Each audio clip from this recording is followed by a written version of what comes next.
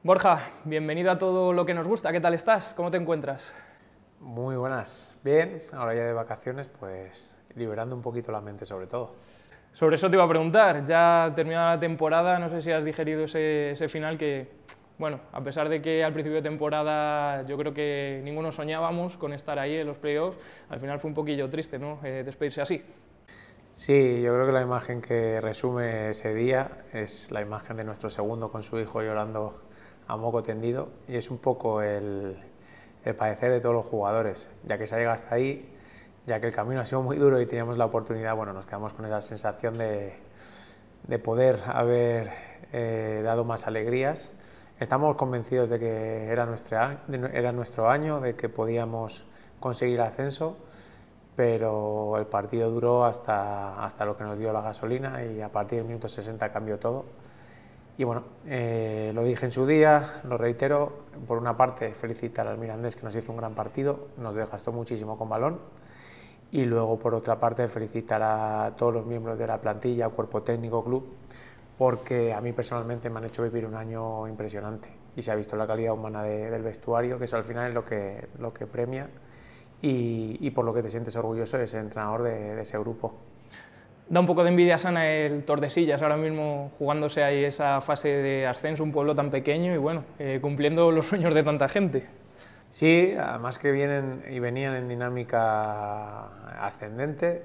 Es el último equipo que se coló, nadie contaba con ellos a lo mejor 5 jornadas antes de que acabase la liga regular, y me alegro por ellos, me alegro por el entrenador, me alegro porque bueno, ha insistido, ha creído, y eso en el fútbol yo creo que es muy importante, y sobre todo que me da mucha envidia muy sana es cómo se ha volcado el pueblo de Tordesillas y cómo se está volcando. Ojalá nos sirva un poco de referente para años venideros y se respire en fechas importantes lo que se está respirando por Tordesillas. Hablas de años venideros. No sé, voy a intentar, esto no es un programa de deportes, pero voy a intentar sacar algún titular de deportes. No sé si eso significa que vas a renovar definitivamente con el Ávila y que te vamos a ver el próximo año en el banquillo. Sí, vamos, algo muy malo tiene que pasar para que no continúe. Estamos en conversaciones, yo creo que vamos a firmar muy pronto, y a partir de ahí intentar consolidar un poco el grupo que teníamos, dejar las bases sentadas y reforzarlo con lo que nosotros creamos que puede hacer mejorar al grupo, dentro de que bueno, tenemos unos límites de que la nueva gente que ha entrado va a poner unos límites salariales y nos tenemos que adaptar a ellos. Pero bueno, la idea es eso, sobre todo la gente que ha tenido importancia durante el año, que nosotros creemos que puede seguir teniendo esa importancia, vamos a intentar retenerlos y que pueda ser este el año, aunque va a costar, porque al final baja Salamanca, el Mirandés va a estar ahí otra vez, espero que no baje la Segoviana, porque al final haría un grupo de tercera división muy duro.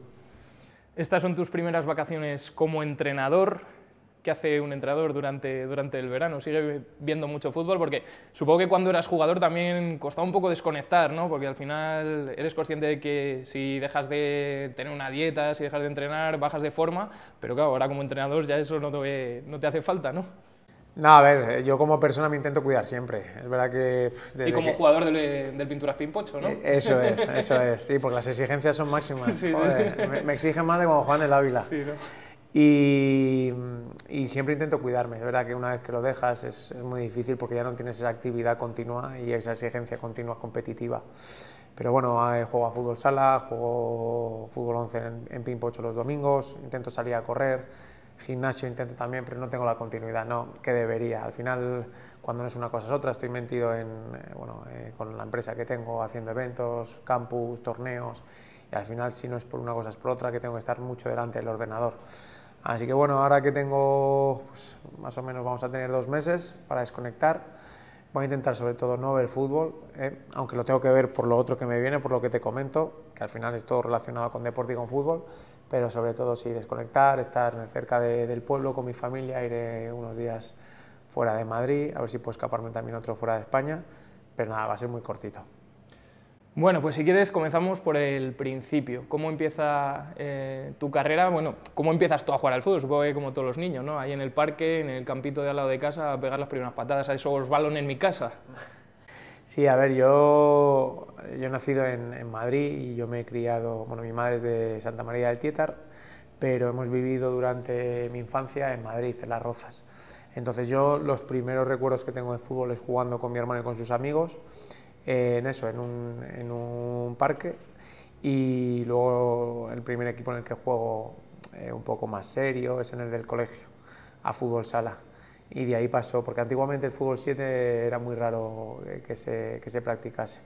Entonces de ahí pasó a fútbol 11 a Las Rozas, y nada, los recuerdos que tengo es de mi hermano, sobre todo porque mi padre trabajaba casi todos los días, de llevarme andando al campo, que estaba muy cerquita de mi casa, y de ese salto de fútbol sala a fútbol 11 en Las Rozas. Luego tuve 2 años en el que aposté mis padres hicieron un esfuerzo grande para que yo jugase en una cantera, y firmé en el Rayo Vallecano en infantiles, los 2 años de infantiles, infantil B y infantil A, y luego me tuve que volver porque al final eran 40 kilómetros de ida, 40 de vuelta, que mi padre no podía hacerlo, y yo era muy pequeño y no me podía ir en autobús o en metro.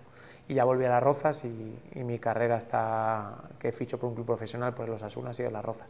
Así que prácticamente toda mi vida futbolística ha sido en el Club Deportivo Las Rozas. ¿Cuándo consideras que te puedes dedicar profesionalmente al fútbol y sobre todo eso, que te puedes ganar la vida a través de este deporte?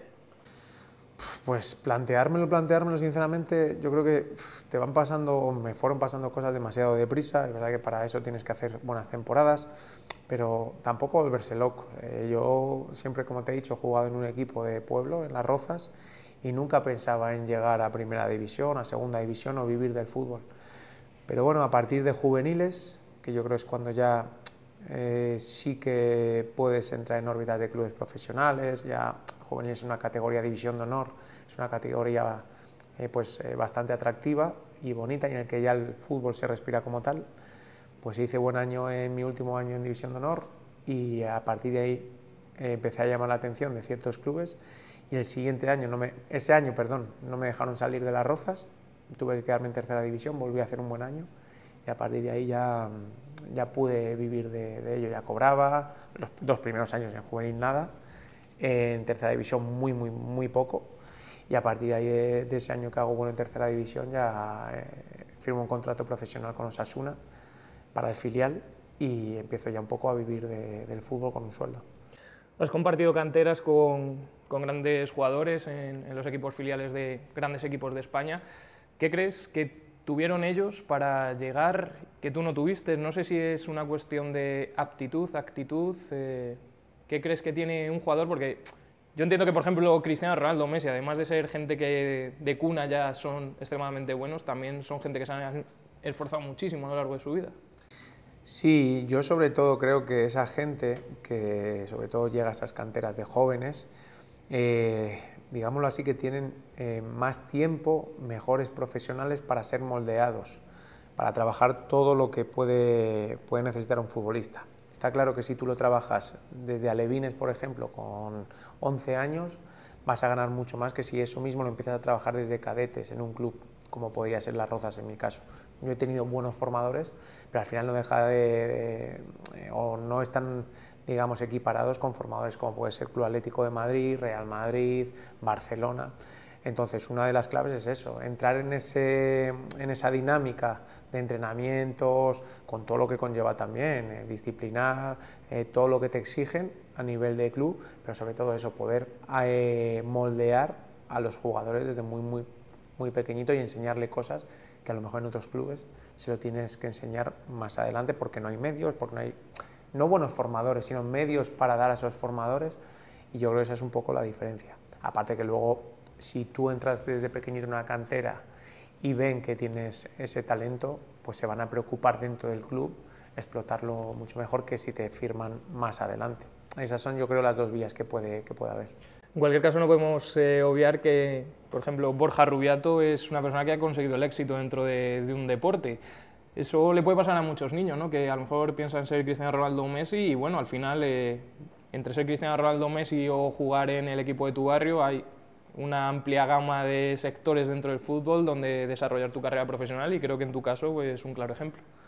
Bueno, a ver, yo éxito lo voy a llamar que creo que he tenido porque he podido vivir de ello. Entonces creo que sí, en ese aspecto sí que he tenido éxito. ¿Que no he estado al máximo nivel? Primera división, etcétera. No, pero creo que me he sentido futbolista en el 80% de los clubes en los que he estado. Así que puedo decir orgulloso que el sueño que he tenido desde pequeño, trabajado con mucho esfuerzo, con mucha disciplina, arropado por mi familia sobre todo, llevándome por un camino en el que tenía que tener tranquilidad y la cabeza fría y saber que, bueno, que puede haber una posibilidad que es la del sí, pero puede haber otra que es la del no, y preparándome para esos momentos, para todo momento. Al final, en cualquier deporte, ya sea colectivo o individual, tienes que estar preparado tanto para cuando te vengan buenos momentos como para el fracaso y salir ileso de la mejor manera en esos dos casos. Entonces, bueno, al final el deporte te da muchas vivencias, te transforma. Yo he vivido pues, etapas y situaciones totalmente diferentes que creo que me han ido transformando como persona hasta ser la persona que soy ahora. Y lo veo en chicos y es verdad que muchos de los entornos de esos niños se preocupan solo por el resultado individual, y muchas veces, aparte de que crean una aura un poco difícil para lo que es el deporte, pero meten mucha presión. Y al final así muchas veces nos cargamos a los niños. A los niños al final hay que hacer que disfruten, que conozcan lo que es ese deporte, que compartan experiencias y vivencias y que se formen como personas, que al final el fútbol te pone en muchas situaciones. Cada año compartes con compañeros diferentes, puedes estar en un club o en otro, tienes a diferentes profesionales que te enseñan. Entonces yo creo que se tienen que quedar con eso y no obsesionarse con el voy a llegar o voy a llegar. Al final esto es como una pirámide, empezamos todos desde abajo, pero a la cúspide llegan muy poquitos. Y es que influyen muchos factores que se nos escapan a nosotros, a los papás, incluso a los del propio club. Y es eso, es tener tranquilidad, formarte también como persona con los estudios, o intentarlo al menos, no dejar todo a una suerte o a la suerte de ser futbolista, porque eso también luego te va a hacer afrontar mejor esas situaciones. Yo creo que es un mundo un poco comparable al de la música, quizá. Hay mucha gente que empieza con 12, 13 años a tocar la guitarra y su objetivo, su sueño es ser los Rolling Stones o los Beatles, pero al final, si te quieres dedicar a la música, lo más probable es que te acabes dedicando pues, como músico de estudio o como profesor o a lo mejor como cantante de orquesta. No es necesario, o sea, es muy difícil llegar precisamente a eso, a ser una estrella. Sí, es que esos son unos elegidos. Y es que aparte de que tú eres un elegido porque estás tocado con una varita, porque tienes unas condiciones bestiales, tienes que tener suerte con diferentes factores, que no te lesiones, que no haya otro en tu posición, que el entrenador confíe más en él, que estés en el momento justo cuando debutas.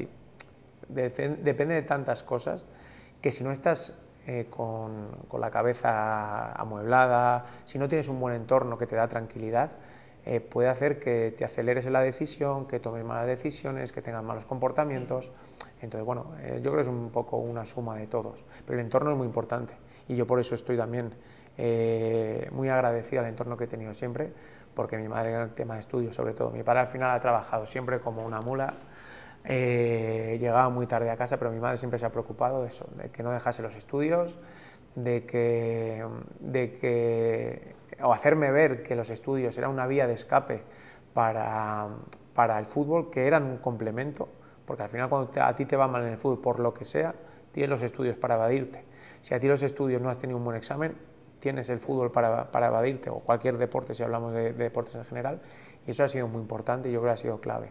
Y luego me ha llegado de la noche a la mañana, me ha ido llegando, he ido cogiendo las oportunidades sin ser un virtuoso en el fútbol, pero me he adaptado a las oportunidades que me han dado y yo creo que con mucho trabajo, porque al final he sido un jugador que todo o mucho de lo que ha conseguido ha sido con mucho trabajo, pues me he ido colando sin llegar a ser un jugador top, pero he podido vivir de ello. ¿Cuál es el momento más feliz y el momento más triste de Borja Rubiato como jugador? El momento más feliz, yo diría que el ascenso con el Cádiz. Ascendemos a segunda división después de un año muy bonito. Y bueno, ¿Y en Cádiz? Y en Cádiz, y cómo se vive en Cádiz. Y ese yo creo para mí ha sido como futbolista el momento más bonito. Luego, tengo recuerdos pues, de del triplete que tuve en Hong Kong también, es muy bonito, aunque no lo puedes compartir con la gente que quieres, pero bueno, son momentos muy bonitos. Y luego los momentos más duros yo creo que son lesiones, sobre todo eso. Una lesión que tengo nada más llegar en Osasuna, que además me acuerdo que hizo una pretemporada buenísima con el filial, que ya estaba entrenando con el primer equipo, y me fastidié la rodilla. Yo creo que eso fue un golpe muy duro. Aparte de los momentos duros de salir de mi zona de confort, de estar toda mi vida en Madrid, pues de apostar por salir fuera al Atlético Osasuna, esas primeras 2 semanas en que me daban 2 o 3 días libres, me acuerdo, y no saber qué hacer. Entonces esos primeros días fueron para mí muy duros. Ahora me dejan 3 días libres y lo que no hago es entrar. Y todo eso te lo da la experiencia y lo que te digo, el desenvolverte fuera de tu círculo cercano, no tener cerca a mamá, a papá, a los hermanos, a los tíos, y tener que buscarte tú las habichuelas y tener que, tengo que ir a hacer la compra, pues hacer la compra, tengo que lavar la ropa, cosas que de normal lo delegas en otra gente por comodidad. Salir de la zona de confort ha sido una máxima a lo largo de tu carrera, sobre todo se pone como ejemplo pues eso, el viaje a Estados Unidos, a Irak, a Hong Kong. No sé si siempre te ha gustado ir un pasito más allá. Sí, en cuanto a eso siempre he sido una persona muy inquieta, siempre me ha gustado conocer otras culturas, el mundo del fútbol es verdad que me ha abierto las puertas de par en par para ello, he conocido a personas, a jugadores y compañeros que he tenido de todo tipo de diferentes países, y me ha adaptado fenomenal y nunca he tenido ningún problema, o he tenido muy pocos problemas con todos. He ido a Irak, con lo que es la cultura de ahí, y me ha adaptado fenomenal. He ido a Hong Kong, con una cultura totalmente diferente, y me ha adaptado fenomenal. En Estados Unidos, estuve en Corea también probando y muy bien. Entonces, bueno, eso también yo creo que es para reforzar lo que he dicho antes, de que al final con eso te vas a quedar. Al final pasan los años y me escribo por Facebook, me mensajeo con compañeros de Irak, con compañeros de Hong Kong, y yo creo que eso es lo más bonito que me va a quedar de mi carrera como futbolista. ¿Cómo fue jugar en Estados Unidos? Pues bien, a ver, iba con 2 objetivos claros. Uno, intentar hacer buen año en donde estaba, que era el San Antonio Scorpions, que es un equipo de Texas, para poder recalar o en el New York Cosmos, que es donde estuvo en el primer año Sena, que yo jugué contra Sena, y al año siguiente, que fue Raúl González, o meter la cabeza ahí, o si no, dar un salto a la Major Soccer League. Pero qué va, nada más llegar el tercer partido me dieron un rodillazo, perdón, me dieron un rodillazo y me dejaron un moratón en toda la pierna y no me pude mover y estuve 3 meses parado y fue un duro golpe. Estados Unidos, pues mira, la liga no era profesional como puede ser aquí, primera división, pero era todo espectáculo y sobre todo que te da la oportunidad de viajar por todo, aunque yo tenía la... Estoy emocionando de hablar de Estados Unidos. Es que claro, la primavera ahora mismo... Tenía la posibilidad de viajar y jugar en la conferencia y podíamos jugar en buenos sitios. Y eso es lo que más me llevo, en lo que es el fútbol puro y duro, no tiene nada que ver. Pues para que te hagas una idea, en el descanso había lo de típico concurso de comer donuts. El partido no empezaba hasta que en el videomarcador salía un anuncio. O sea, digamos que no había, el árbitro no pitaba, sino que el inicio te lo daba el propio anuncio. Luego, bueno, el catering que teníamos los días antes de la comida era hamburguesas, Doritos, fritos, o sea, todo lo que no quiere aquí... menú perfecto para un deportista. Exacto, todo lo que aquí no quieren los preparadores físicos lo teníamos ahí. Entonces era un choque cultural muy grande, pero me gustó. Luego es verdad que en Texas, donde yo estaba, las distancias eran muy grandes. A lo mejor para hacer la compra, el centro comercial que tenía más cerca eran 8 o 9 kilómetros. Y al principio no tenía coche hasta que me hice con uno. Entonces, bueno, al principio tenía que ir tirando de gente y toda la vida la hacía en los resorts que había. Eran urbanizaciones muy grandes que tenían todo gimnasio, piscina... Todos los días se hacían barbacoas, al final la verdad que la gente te aclimataba rápido porque te invitaban a las barbacoas, era una forma de unión de sociabilizar muy rápida y bueno, recuerdo con mucho cariño esa experiencia, aunque fue corta y sobre todo no la pude disfrutar por la lesión que te cuento. Y del culmen de la cultura occidental te vas a Irak. Un choque cultural más grande no se puede tener, ¿no? Sí, además yo tenía un poco de, no recelo, pero sí que un poco de miedo, porque viniendo de Estados Unidos con los problemas que tenían con Irak, digo, bueno, a ver cómo me van a recibir. Yo voy para allá porque me llama un preparador físico que es español, y es verdad que voy con él y con otro jugador más español. Como al principio, bueno, yo me acuerdo que tuve una conversación con mi hermana que me abrió un poco los ojos y me dice, Borja, dice, porque mi hermana es más bohemia, es más cosmopolita, y me dijo, Borja, tienes que abrir la mente porque va a ser muy diferente. Y es verdad que o como vayas con una idea de que puede ser algo parecido a lo que te encuentras en Europa, te puedes incluso a desanimar, porque bueno, el día a día es muy diferente al europeo, pero se respira mucha pobreza.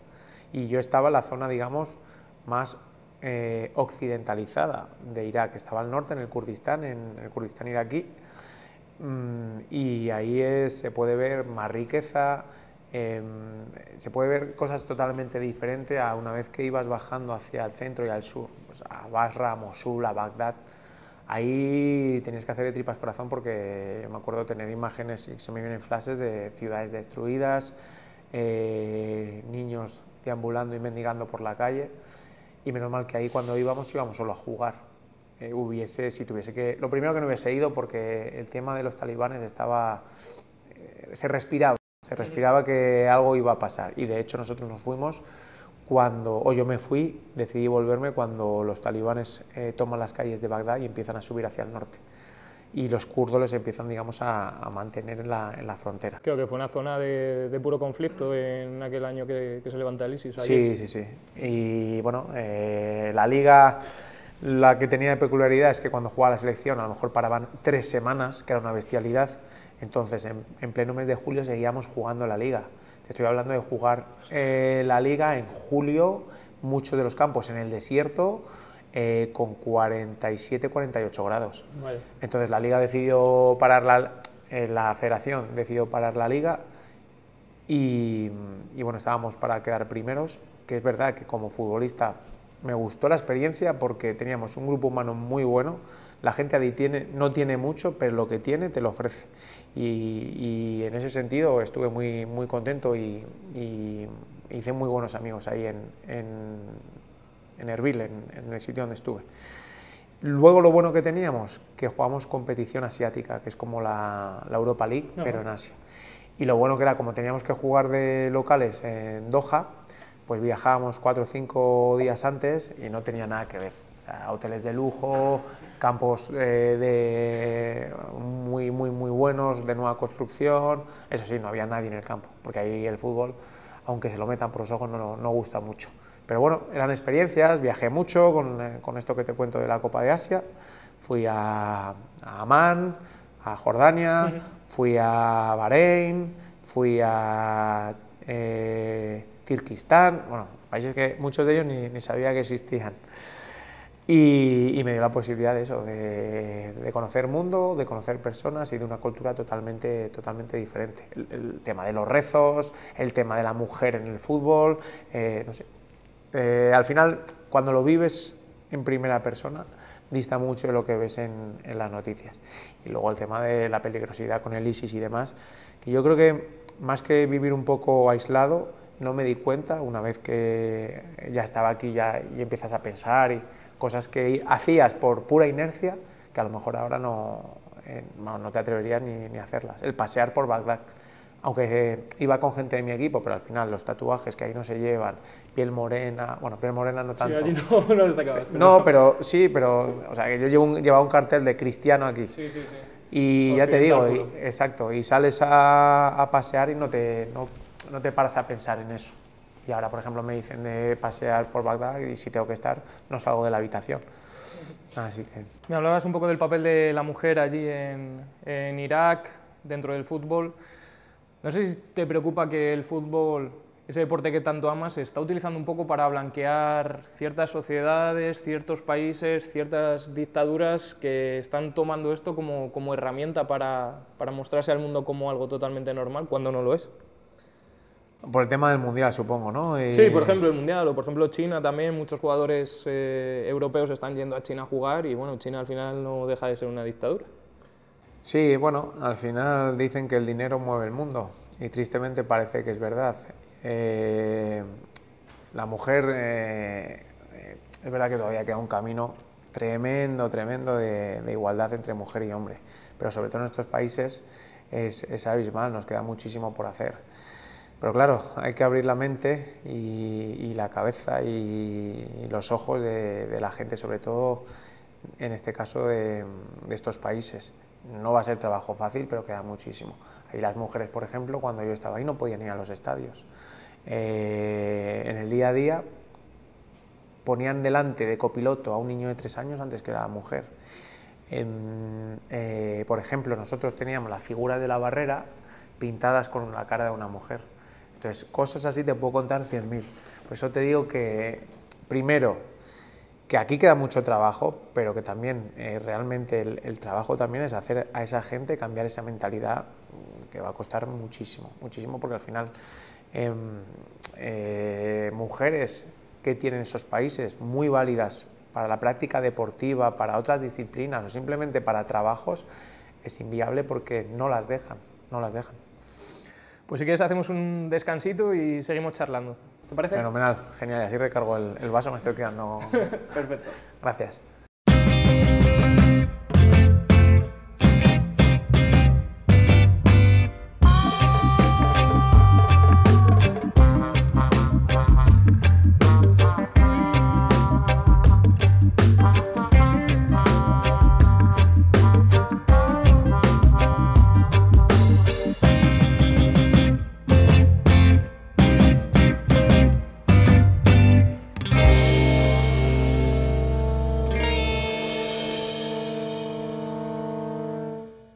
Bueno, Borja, seguimos hablando. Ahora ya, si quieres, abordamos un poco tu etapa aquí en Ávila. ¿Cómo te decides a venir a Ávila? No sé si tiene algo que ver el hecho de que seas de ascendencia abulense, ¿no? Que tu madre sea de Santa María del Tietar.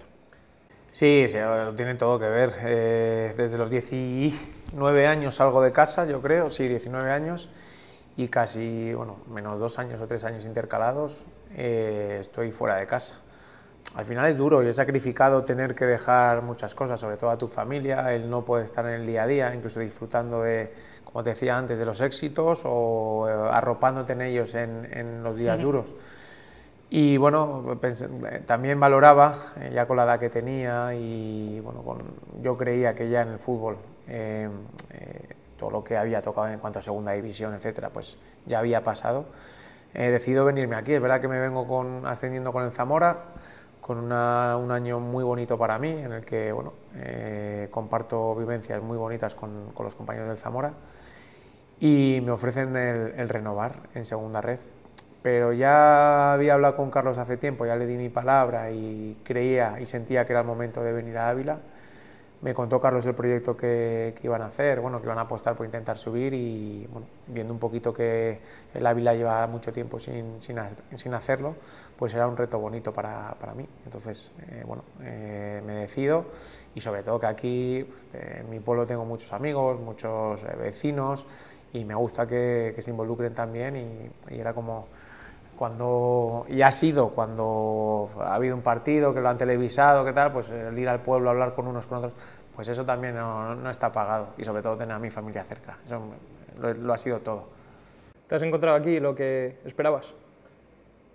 Lo conocía un poco desde fuera, sobre todo cuando he venido con la Arandina y cuando he venido con el Zamora. Siempre he sabido del potencial del nombre, sobre todo el nombre del Real Ávila, de la magnitud que tiene fuera, sobre todo de Castilla y León. Al final yo no he dejado de viajar, he jugado en equipos de España y el Real Ávila es un club importante en cuanto a institución, tiene mucho nombre, pero sí que es cierto que falta mucho trabajo. Digamos que tenemos una chabola con nombre de mansión y hay que trabajar para intentar que la chabola se convierta en mansión con nombre de mansión. Yo creo que poco a poco se van dando pasos. La salida de Carlos, bueno, es una persona que ha hecho mucho para este club que ha dejado, como siguiendo un poco por el símil, los cimientos muy fuertes de esa mansión, y que a partir de ahora soy optimista en que se pueden seguir dando pasos. No es cuestión de un día, va a costar mucho y vamos a seguir o van a tener que seguir trabajando para ello, pero creo que poco a poco en todos los niveles institucionales del club se están haciendo cosas importantes y se está mejorando paulatinamente. Tema cantera, tema primer equipo, tema acercarse a la provincia, tema de cambiar la imagen en Ávila Capital. Yo me he encontrado, por ejemplo, la imagen muy deteriorada del Real Ávila. Me cuentan el porqué, pero no lo he vivido, entonces no te puedo decir. Lo que sí que intentamos, tanto jugadores, cuerpo técnico, a nivel de clubes, limpiar esa imagen y acercarnos al Ávila, a los clubes de Ávila, acercarnos a la provincia.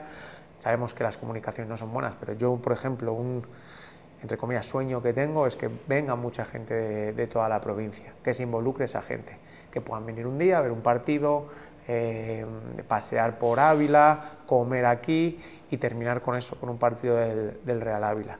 Porque es que hay gente, por ejemplo, en mi pueblo que tiene ya 60, 70, que nunca ha bajado ha subido al Adolfo Suárez a ver un partido del Real Ávila. Y ese es un pequeño objetivo que tengo. Y luego el tema de la cantera. Ojalá que de aquí a unos años la cantera del Real Ávila esté compitiendo con los mejores clubes de Castilla y León y de España. Cuando salga a torneos, que dé la cara. Cuando les toque jugar contra, ahora mismo, por ejemplo, el Real Valladolid, que compita de tú a tú. Pero claro, eso no es flor de un día, eso necesita de trabajo. Antes no teníamos recursos, ahora poco a poco van entrando esos recursos para que eso suceda, pero es un trabajo paulatino y de mucha gente, y que requiere de mucha gente, de una buena infraestructura, de gente involucrada, pero es cierto, sí que, igual que te digo lo de la imagen, es cierto que mucha gente siempre ha dado un paso adelante con el Real Ávila por eso, por el nombre Real Ávila y por el cariño que le tiene. ¿Cómo se consigue enganchar a la gente? ¿Pasa por lograr primero éxitos deportivos y luego ya es el público el que se mueve al estadio? ¿O primero es el público el que se mueve al estadio y luego ya el equipo es el que se viene arriba? Pues mira, yo en cuanto a primer equipo yo lo tengo muy claro. Al final a la gente se le engancha con una filosofía o con un estilo en el que se vean identificados y luego ganando. Al final las victorias hacen que subas de categoría, que juegues a otros niveles. Por ejemplo, el caso más claro que tenemos es Unionistas. Unionistas empezó de Salamanca, empezó en regional, fue subiendo y ya está en primera red, con 3.000 socios, con todo lo que moviliza cada fin de semana en Salamanca. Pues eso es lo que ojalá consigamos, o consiga el que sea que esté aquí con el Real Ávila. La gente del Real Ávila, la gente de Ávila, perdón, tanto de capital como de provincia, les encanta el fútbol. Aquí han visto pasar a jugadores muy buenos, tanto del propio Real Ávila como de otros clubes. No, me consta que aquí Casillas ha venido, aquí ha venido Michu, han venido buenos jugadores. Lo que sí que poco a poco tenemos que ganar en infraestructuras, que eso yo creo que es clave, porque no podemos pretender que evolucione el equipo si no tenemos unas infraestructuras para el día a día en el que los chicos se sientan profesionales.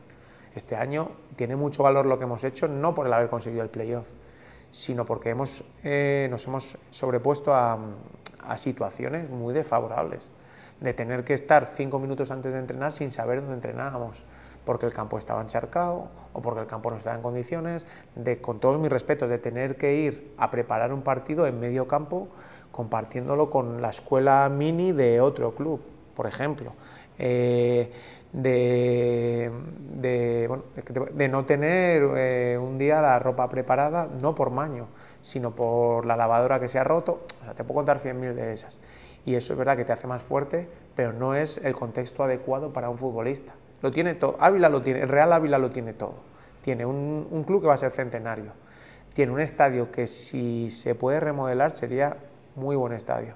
Es capital de provincia, con una masa social, con medios de comunicación que apoyan y que sobre todo le dan ese profesionalismo al jugador que todavía no es profesional. Pero hoy, a día de hoy, el día a día no es el adecuado. Entonces, bueno, trabajaremos, y la gente que ha entrado yo creo que va a trabajar en esa línea, sin volverse loca en cuanto a sueldos, en cuanto a hacer unas plantillas de mucho dinero, pero sobre todo en tema infraestructura y sobre todo para la base, que es lo más importante. Al final, que los niños de la base tengan un campo propio de césped artificial, buenas instalaciones, que puedan incluso tener material que hoy en día tenemos, pero creo que tendríamos que tener mucho más y mejor, pues eso va a hacer más fácil el trabajo tanto a formadores como que los niños crezcan en un ambiente de club más profesional. Hablábamos de la falta de apoyo de una gran masa social, de que haya mucha gente que vaya al estadio a animar, y por otro lado también la falta de apoyo algunas veces se nota de las instituciones. Sí, pero bueno, ante eso no podemos hacer nada más que, reitero, ganar, que dentro de lo que esté, ganar, ¿por qué? Porque seguro que si el Real Ávila sube a segunda red, o creo, o quiero pensar, que el apoyo de las instituciones, de todas las maneras, va a ser mayor. Yo supongo que a las instituciones, con todos mis respetos, no es lo mismo que venga la Virgen del Camino, con todos mis respetos a la Virgen del Camino, que venga el Real Club Deportivo La Coruña, con todo lo que conlleva, con todo lo que mueven, con todo lo que dejan en Ávila. Entonces, ¿cómo se hace eso?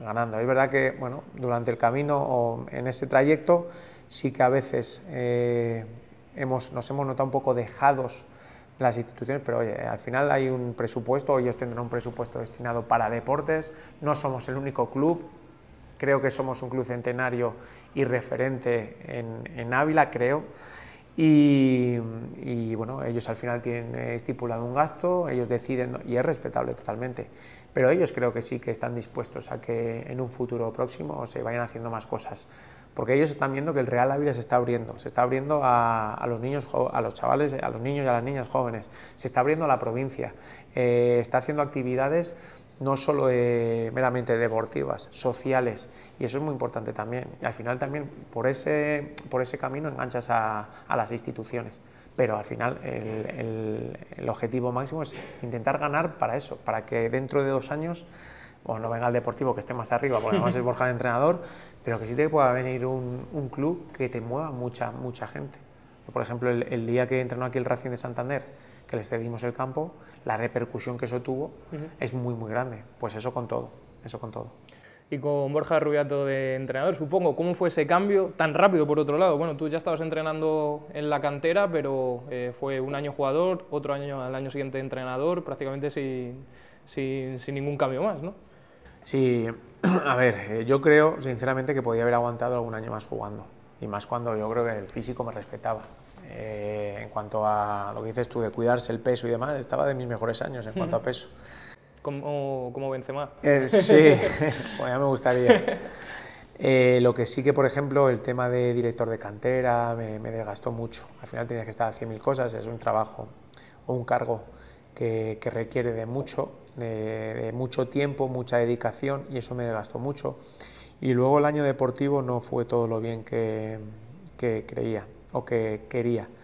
Entonces, bueno, nace la posibilidad, hablando con Carlos, de poder coger el primer equipo. Soy yo el que me ofrezco a Carlos a que confíe en mí y a que me dé el primer equipo, y tengo que decir que mi valedor es Carlos, porque a lo mejor otra persona me hubiese dicho, oye, que no, te meto de segundo, vas aprendiendo poco a poco, pero la apuesta fue de Carlos. Entonces yo ahora mismo todo lo que le debo es a Carlos. Carlos apostó por mí.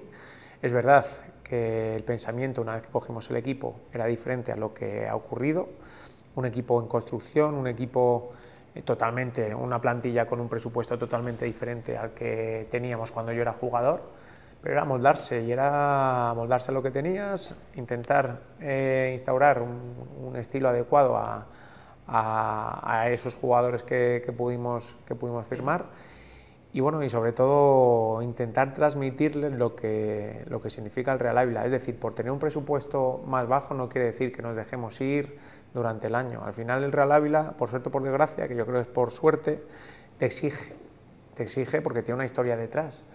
También es cierto que la gente de Ávila sabe de fútbol y sabe valorar y sabe analizar la situación del club, y supieron darse cuenta desde un principio de que el año iba a ser diferente al anterior. Pero mira, el anterior, por ejemplo, conseguimos el objetivo de jugar al playoff de aquella manera, y sin embargo este año lo hemos conseguido por méritos propios. Así que estoy contento por eso, pero vamos, a tu pregunta, eso se lo debo a Carlos, que confió, que me puso, y luego es verdad que he tenido la suerte de compartir el día a día con un cuerpo técnico magnífico, con Solano, con José Carlos, con David, con Alberto, con Maño. Eso te facilita mucho las cosas, y para mí ha sido un máster en aprendizaje, como primera experiencia. ¿Qué te ha dado la marcha de Carlos? ¿Más pena a nivel personal o profesional? De todo, al final, como te digo, es la persona que confía en ti, es la persona con la que el año pasado haces el equipo, estás en continuo contacto con él, es una persona encima con la que se puede trabajar de una forma magnífica, escucha, valora lo que dices, nunca da un no rotundo, siempre escucha a todo el mundo, que eso es muy importante y no siempre pasa. Y sobre todo eso, que en mi caso me dejó trabajar tranquilo, siempre me dio su apoyo, porque es verdad que hubo momentos que no estuvimos tan cómodos o tan bien como en otros, y eso para un entrenador, esa estabilidad es total. Y sobre todo que se desvive porque los jugadores cobren en tal día, que se desvive por sacar dinero donde sea cuando no lo hay, que se desvive y está cerca de los jugadores y de su situación personal, y eso al final es lo que queda, y por eso yo le tengo que estar muy agradecido, y va a ser una gran pérdida. Pues vamos terminando ya, si quieres, esta entrevista con unas preguntas un poco filosóficas, trascendentales, las que haría Valdano, vaya. Vale. Lo primero, ¿qué te ha dado a ti el fútbol? Es que desde pequeño muchas enseñanzas, y te diría que a partir de los 19 años ha sido un estilo de vida, que gracias a Dios puedo seguir con ello y puedo seguir empapándome de vivencias. Así que yo creo que ha sido el motor de mi vida. Por último, ¿qué tiene el fútbol? ¿Qué tiene el fútbol que despierta esas pasiones, que mueve tanto a la gente? Pues yo creo que no se puede explicar, sinceramente. Por mucho que quiera decirte, en mi caso, no sé, es que me ha dado tantas oportunidades, me ha abierto tantos caminos, me ha hecho ver la vida de otra forma. Y una vez que, claro, porque es diferente, de mi etapa futbolista a mi etapa de entrenador. Pasión en las dos, seguro, pero es que yo creo que lo resumiría más en momentos, pero el fútbol te da momentos buenos, momentos no tan buenos, que al final te transforman, y tú eres una persona diferente por el fútbol, en este caso, en mi caso, vaya. Y ya por último, dos pronósticos. El primero, ¿quién gana Champions? Como madridista voy a decir que Real Madrid. Y no sé si ha terminado ya el Pinturas Pimpocho, es que no estoy muy puesto en... ¿Ha terminado? No, todavía no, estamos luchando por la Liga, lo tenemos difícil. Eso me había sonado, ¿quién gana? Pues mira, el otro día nos la jugamos con San Antonio y nos ganaron 2-1, y ahí ya se nos fueron un poco las aspiraciones. Pero en fútbol puede pasar de todo lo que pasa, que es verdad que está difícil. Este fin de semana tenemos un partido complicado y bueno, lo vamos a pelear, nos quedará la Copa, que lo intentaremos también, pero bueno, Liga va a estar difícil. No se te escapa ya el Pichichi, ¿no? Pues no sé quién puede andar detrás, de verdad lo digo, no sé quién puede andar detrás, pero bueno, también es verdad que faltan muchos partidos, al final con el tema del Ávila y demás, viajando fuera. Pero yo te digo también una cosa, pocos partidos han perdido sin mí, así que a lo mejor no me renuevan el año que viene. Bueno, pues espero que hayas estado a gusto y muchas gracias por haber venido aquí. Muy bien, he estado muy a gusto y muchas gracias a vosotros por invitarme.